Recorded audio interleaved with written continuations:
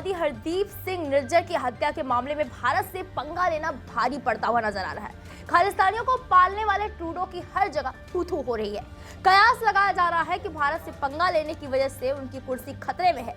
अब उन्हें पीएम बनने के लिए शायद ख्वाब ही देखना पड़े।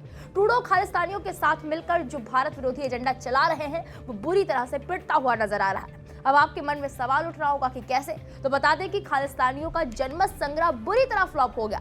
ऐसा लग रहा है कि कनाडा में उछल कूद मचा रहे खालिस्तानियों को बेवजह ही तूल दिया जाता है, क्योंकि खालिस्तानियों को जस्टिन ट्रूडो की सरकार से मिल रहे लगातार समर्थन के बाद भी उनका अभियान बुरी तरह से फेल हो गया। कनाडा में खालिस्तानियों की एक और जनमत संग्रह रैली बुरी तरह पिट गई। मीडिया रिपोर्ट्स के मुताबिक कनाडा के ब्रिटिश कोलंबिया में भारत विरोधी जनमत संग्रह रैली को आधिकारिक तौर पर फ्लॉप घोषित कर दिया गया। इस जनमत संग्रह रैली के लिए काफी लंबे वक्त से प्रचार अभियान चलाया जा रहा था, लेकिन इसमें काफी कम लोग जुटे। कम का मतलब कि 2000 लोग भी नहीं जुट पाए।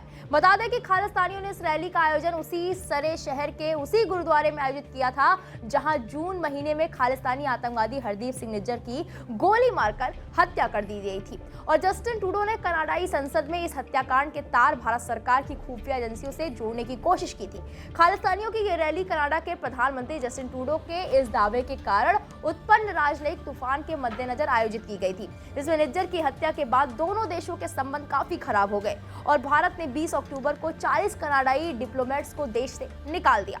नई दिल्ली ने सिख आतंकवादी निज्जर की मौत के आरोपों का दृढ़ता से खंडन किया। भारत ने कनाडा से अपने उन दावों के लिए सबूत पेश करने के लिए भी कहा, लेकिन महीने भर से ज्यादा बीत जाने के बाद भी कनाडा सरकार की तरफ से कोई सबूत पेश नहीं किया गया। रिपोर्ट के मुताबिक ताजा जनमत संग्रह रैली में सिर्फ 2000 लोग ही जुटे थे, यानी कनाडा में मुट्ठी भर ही खालिस्तानी हैं जो उत्पात मचा रहे हैं। स्थानीय स्रोतों से प्राप्त रिपोर्टों से संकेत मिलता है कि इस बार पिछले जनमत संग्रह में भाग लेने वाले लोगों का केवल वही समूह सामने आया जिसमें मुख्य रूप से छात्र प्रतिभागी शामिल थे। कोई नया समूह शामिल नहीं हुआ। इससे पहले 10 सितंबर को हुए पिछले जनमत संग्रह में 1.35 लाख वोटों का दावा किया गया था, लेकिन वास्तविक मतदान सिर्फ 2398 वोट था। सरे में निराशाजनक प्रतिक्रिया के बाद अगले साल एबॉट्सफोर्ड, एडमोंटन, कैलगरी और मॉन्ट्रियल में जनमत संग्रह आयोजित करने की चर्चा की जा रही है। हालांकि अक्सर सिख फॉर जस्टिस जैसे अलगाववादी समूह इन अनौपचारिक खालिस्तान जनमत संग्रह का आयोजन करते हैं, जिसे भारत ने अतीत में चरमपंथी तत्वों द्वारा राजनीति से प्रेरित अभ्यास के रूप में वर्णित किया है। दूसरी तरफ भारत इस मामले में लंबे समय से कनाडाई सरकार पर दबाव बना रहा है और उनसे अपने देश के व्यक्तियों और समूहों द्वारा भारत विरोधी गतिविधियों को रोकने का आह्वान किया है, जिन्हें भारतीय कानून के तहत आतंकवादी घोषित किया गया है। बहरहाल खालिस्तानियों को उम्मीद थी कि हरदीप सिंह निज्जर की हत्या का दांव चल जाएगा, लेकिन सिखों ने उनके इस दांव को रौंद दिया। अब इस पूरे मामले पर आपकी जो भी राय है, हमें कमेंट बॉक्स में जरूर बताएं।